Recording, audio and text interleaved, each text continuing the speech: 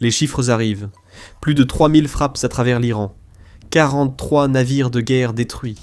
Diminution de 83% des attaques de drones iraniens après la neutralisation des sites de lancement dans tout le pays. La grande nouvelle, c'est que les États-Unis ont détruit les bunkers secrets de l'Iran, que ce dernier croyait sûrs, mais cette illusion a été brisée. Les bunkers s'effondrent sur eux-mêmes. Pour cela, les États-Unis ont utilisé des bombes anti-bunkers imparables qui ont détruit les grottes souterraines iraniennes. La tactique des États-Unis a été simple et efficace. Détruisez les bunkers et l'Iran ne pourra plus riposter. En utilisant sa flotte de bombardiers, avec le B-2 Spirit furtif comme vedette, les États-Unis ont détruit les vastes villes de missiles de l'Iran, paralysant ainsi sa capacité à utiliser l'arme la plus puissante de son arsenal pour riposter. Les sites souterrains de stockage et de lancement construits par l'Iran pendant des années se sont avérés être une grande faiblesse, comme vous le verrez si vous continuez à regarder. Avant cela, les propos de l'amiral Brad Cooper, chef du commandement central, montrent combien les attaques américaines sur les bunkers secrets iraniens ont été dévastatrices. Au cours de la dernière heure, 2 bombardiers américains ont largué des dizaines de bombes pénétrantes de 2000 livres sur des lanceurs de missiles balistiques enfouis, a déclaré Cooper le 5 mars. Il a ajouté que les États-Unis obéissent aux ordres du président Donald Trump. Pour éliminer toute la capacité de missiles de l'Iran, le président nous a aussi chargé de raser ou détruire la base industrielle des missiles balistiques iraniens. Nous ne faisons pas que détruire leurs biens ou leur capacité à reconstruire, c'est la destruction systématique d'une doctrine militaire entière. L'Iran pensait que ces énormes stocks de missiles balistiques, que les FDI estiment à environ 2500 au 1er mars, seraient suffisants. L'Iran avait tort. Il perd ses missiles, ses sites de lancement, et selon Cooper, sa capacité de production sera la prochaine à disparaître. Tout cela est dû aux terrifiantes bombes anti-bunkers utilisées par les États-Unis pour pénétrer dans les villes de missiles iraniennes et détruire ce qui les rendait utiles à l'Iran. Approchons-nous un instant de cette bombe. Cooper ne donne aucun détail précis sur la bombe, à part son poids et le fait qu'elle est utilisée pour pénétrer profondément dans les sites de missiles iraniens, afin de les neutraliser. À partir de ces 2 informations, on peut supposer que les bombes en question sont probablement des BLU-109, peut-être lancées sur les bunkers secrets de l'Iran. Après avoir été équipées des munitions d'attaque directe conjointe GBU-31, qui sont des kits de bombes guidés par GPS permettant de transformer des bombes classiques en armes de précision.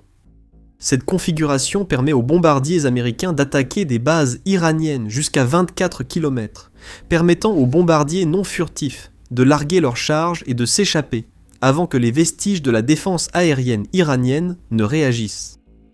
Quant à la BLU-109 elle-même, la bombe pèse environ 900 kg comme le dit Cooper, et elle est fabriquée avec une enveloppe en alliage d'acier, spécialement conçue pour permettre à la bombe de pénétrer et de détruire des cibles renforcées. Une fois à l'intérieur, la bombe libère sa charge explosive à fragmentation, qui détruit tout sur son passage et crée un grand cratère. Cela permet des attaques de suivi, soit avec d'autres BLU-109, soit avec d'autres munitions si la bombe a déjà pénétré assez profondément. Cela peut transformer une explosion dévastatrice en destruction totale d'un site de missiles souterrains. Nous avons déjà vu ce que ces bombes peuvent faire. Le 7 février 2025, le Warzone a rapporté l'utilisation d'une ogive BLU-109 fixée sur une GBU-31 qui avait tué le chef du Hezbollah de l'époque, Hassan Nasrallah, ainsi que plusieurs de ses responsables. Israël, auteur de la frappe, avait repéré un bunker souterrain utilisé par ses dirigeants du Hezbollah pour coordonner leur lutte contre lui. Il a suffi d'une BLU-109 qui a pénétré en un éclair lors de l'impact pour éliminer Nasrallah. Il y avait même une vidéo de la frappe, partagée par le compte OSINT Defender X, qui montre que la bombe a pénétré si efficacement avant d'exploser que des civils à proximité ont en fait survécu à l'attaque. C'est ce que les États-Unis ont lancé sur les bunkers secrets de l'Iran, probablement en si grand nombre que ces derniers n'avaient aucune chance de survivre. Comment les États-Unis réussissent-ils cela à chaque fois ? Les villes de missiles créées par l'Iran possèdent une faille fatale, permettant ces frappes américaines à grande échelle. Restez avec nous pour découvrir cette faille. Avant d'en arriver là, il est utile d'explorer le concept de ville de missiles, une idée assez unique à l'Iran, et qui constitue la base de sa stratégie visant à saturer un ennemi de frappe de missiles en cas de menace. Le régime iranien adorait ces villes de missiles.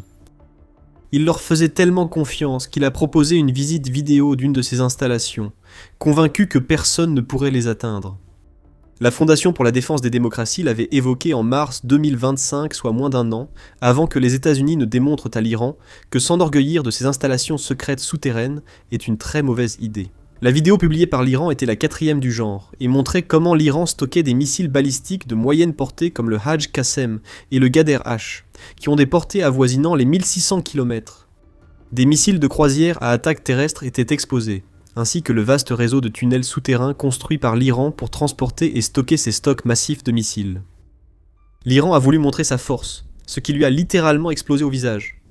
Ce que l'Iran ne semblait jamais réaliser en exhibant ses installations souterraines secrètes au monde, c'est qu'il révélait en réalité la plus grande vulnérabilité de toute sa doctrine militaire. Des décennies de travail ont servi à construire ces bunkers, selon une analyse du Wall Street Journal du 5 mars sur les échecs de l'Iran. En une semaine de guerre entre l'Iran, les États-Unis et Israël, il est apparu que ces bunkers n'ont jamais été la clé de la victoire attendue par le régime iranien, comme le montre la situation actuelle. Les renseignements israéliens et américains ont vite localisé ces prétendus bunkers secrets, la construction de routes menant à un site étonnamment vide étant difficile à cacher. Les images satellites peuvent ainsi montrer le transport de missiles et de personnel vers ou depuis ces bunkers. Ces failles, bien que non fatales, ont permis aux ennemis de l'Iran d'observer et d'attendre. La faille fatale sera bientôt révélée. Des vulnérabilités ont été identifiées et, le moment venu, des frappes ont été lancées avec une puissance de pénétration si massive que les villes de missiles dont l'Iran était si fier sont devenues presque insignifiantes dans la guerre. Des avions et drones américains et israéliens survolent de nombreuses bases souterraines et frappent les lanceurs de missiles dès leur sortie. Des bombardiers lourds ont largué des munitions sur les sites, ensevelissant apparemment les armes iraniennes sous terre à certains endroits. Le Wall Street Journal rapporte la situation actuelle. Les défenses aériennes iraniennes semblent inexistantes. Les bunkers ont été transformés en pièges mortels. Les bombes anti-bunkers américaines ont réduit en miettes les entrées et sorties. Les Blue 109 de 2000 livres, bien que pas assez puissantes pour pénétrer les villes de missiles, suffisaient largement à effondrer les tunnels menant aux bunkers souterrains. Assez puissantes pour détruire les sites de lancement de missiles proches de la surface, nécessaires à l'Iran pour tirer ses missiles balistiques. L'Iran n'a jamais semblé considérer qu'un bunker souterrain n'est utile que s'il existe des passages secrets pour y entrer et en sortir. Ces passages ne sont pas secrets. Les États-Unis ont utilisé leurs bombes anti-bunker pour les condamner, piégeant militaires iraniens et missiles à l'intérieur alors qu'elles devaient être l'atout majeur de l'Iran. Les images satellites diffusées dans les médias révèlent déjà l'étendue des dégâts causés par les États-Unis. Le 3 mars, le New York Times a publié un article présentant des photos avant et après de plusieurs bunkers et sites de missiles clés iraniens.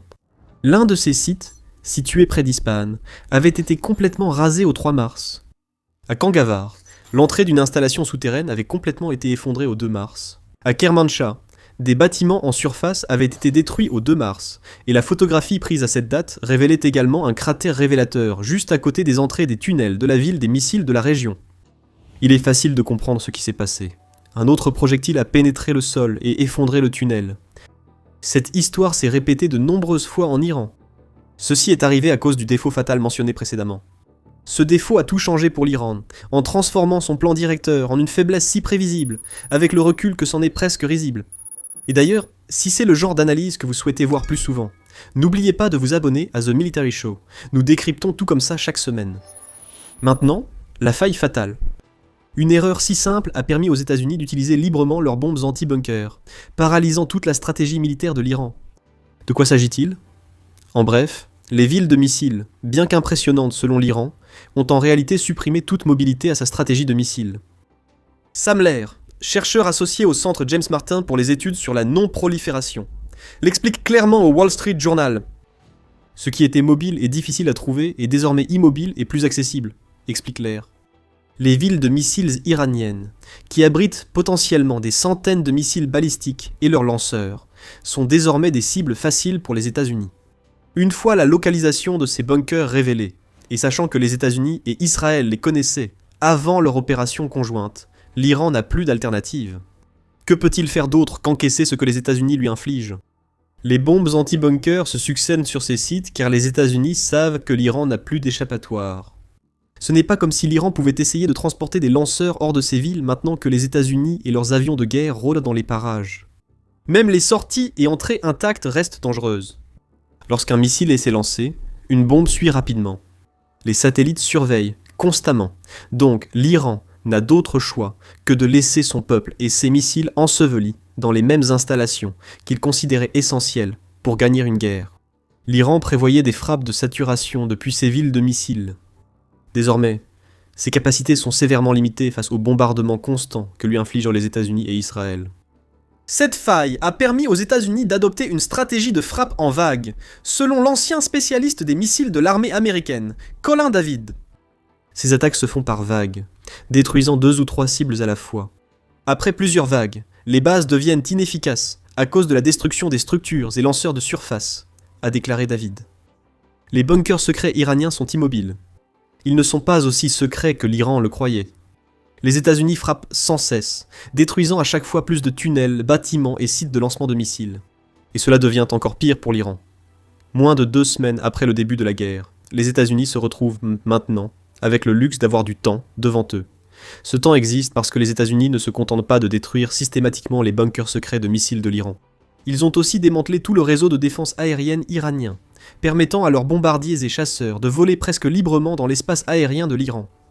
Selon The Media Line, le chef d'état-major de Tsahal, le lieutenant-général Ayel Zamir, déclare qu'environ 80% des défenses aériennes iraniennes sont hors service, permettant aux États-Unis et à Israël de pénétrer plus profondément dans le pays. Téhéran, la capitale iranienne, ainsi que les villes de missiles déjà touchées, sont désormais exposées à toutes les frappes des Alliés. Cela signifie que d'autres vagues, bien plus importantes, vont arriver. Les bunkers iraniens ayant survécu à l'assaut font maintenant face à un compte à rebours. Les États-Unis peuvent attaquer à tout moment, et l'Iran ne peut qu'espérer que ses lanceurs de missiles solaires isolés réussissent à quelques tirs chanceux. Le Wall Street Journal indique que la perte des systèmes de défense aérienne iraniens a posé un autre problème à ces bunkers secrets. Les avions de surveillance américains lents peuvent désormais survoler une grande partie de l'Iran sans craindre de tirs de missiles. La surveillance fournit aux États-Unis plus d'informations pour mieux cibler les sites de missiles iraniens lors de prochaines frappes. Les soi-disant bunkers sûrs ont été pulvérisés, totalement anéantis par vague après vague de bombes pénétrantes dévastatrices de 900 kg que les États-Unis peuvent désormais larguer à tout moment et n'importe où. Dès ce début de guerre, il est clair à quel point cela affecte les plans de l'Iran pour saturer les cibles de missiles. Par exemple, prenez les lanceurs iraniens. Cachés dans les villes de missiles, ces lanceurs deviennent inutilisables, soit parce qu'ils sont directement détruits, soit parce qu'ils sont ensevelis dans les tunnels gigantesques que l'Iran a construits pour les protéger. Selon le New York Times, dans les 24 heures suivant les frappes conjointes des États-Unis et d'Israël, environ la moitié des lanceurs de missiles iraniens ont été neutralisés, conformément au plan. Avant que l'Iran ne saisisse la situation, les États-Unis ont pris la moitié de ce que le régime comptait utiliser dans sa stratégie de saturation. Au 8 mars, des rapports indiquaient qu'environ 70% des lanceurs de missiles iraniens avaient été mis hors service, chaque lanceur détruit, réduisant la capacité de l'Iran à lancer des salves de missiles contre les bases américaines ou Israël. Les tirs de missiles de l'Iran sont désormais beaucoup plus limités, et comme vous allez le découvrir dans un instant, chacun des tirs que l'Iran tente aujourd'hui comporte un risque immense. Un article du Jerusalem Post du 10 mars décrit l'effondrement de la stratégie de missiles de l'Iran. Il est indiqué que l'Iran a effectué 480 tirs de missiles le 28 février, ce que l'on peut désormais attribuer à une tentative désespérée de l'Iran de lancer tout ce qu'il pouvait, alors que les bombes anti-bunker américaines ont réduit sa capacité à lancer des missiles en grande quantité. Au 9 mars, l'Iran était tombé à 40 tirs de missiles par jour, ce que le média indique comme une baisse de 92% par rapport au pic du 28 février. Ce n'est pas un choix pour l'Iran. Nous avons constaté une baisse similaire des lancements de drones, passant de 720 par jour à seulement 60, alors qu'une vague massive de frappes a détruit le réseau de lancement qui constituait l'épine dorsale de toute la stratégie iranienne. Fait intéressant. Le même média note qu'un phénomène similaire a eu lieu lors de la guerre de 12 jours entre l'Iran et Israël à l'été 2025, lorsque les tirs de missiles iraniens sont passés de 100 à environ 5 par jour en 9 jours. Peut-être que les stocks de missiles iraniens sont moins importants que l'Iran le prétendait. Cela importe peu quand tant de lanceurs iraniens sont hors service. Nous avons évoqué à l'instant le risque des prochains lancements iraniens. Les États-Unis, leurs bombes anti-bunker et les avions de surveillance restent présents, scrutant en continu les signes de lancement de missiles. Après chaque lancement, les États-Unis frappent. Selon Trump, les États-Unis n'ont besoin que de 4 minutes entre la détection d'un lancement et l'envoi d'un bombardier équipé d'une bombe anti-bunker pour détruire définitivement le site de lancement. L'Iran dispose de peu de temps pour sécuriser ses lanceurs.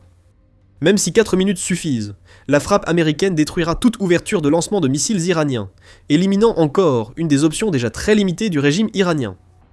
L'Iran ne peut pas utiliser de silos souterrains pour lancer ses missiles, comme en témoigne l'usage majoritaire de lanceurs mobiles exposés lors des tirs. L'Iran a cherché à développer cette capacité, avec des silos rudimentaires répartis dans tout le pays, selon le Wall Street Journal. Ces soi-disant silos sont en réalité de simples trous creusés par l'Iran dans les montagnes, orientés vers le golfe Persique. Ils sont facilement détruits par les bombes anti-bunkers, et même s'ils ne l'étaient pas, leur champ d'action reste limité à cause de la façon dont ils sont construits. Maintenant, tout ce que l'Iran peut faire, c'est espérer survivre. Chaque jour amène de nouvelles frappes américaines et israéliennes. Les lance-missiles sont détruits à chaque bombe américaine. L'Iran pensait être malin, en construisant d'immenses réseaux souterrains de villes de missiles. En réalité, cela a seulement créé de grandes cibles immobiles, qui seront pilonnées jusqu'à ce que l'Iran perde sa seule arme, offrant un levier dans cette guerre. Ce que les États-Unis envoient à l'Iran est imparable. L'illusion de puissance iranienne a disparu.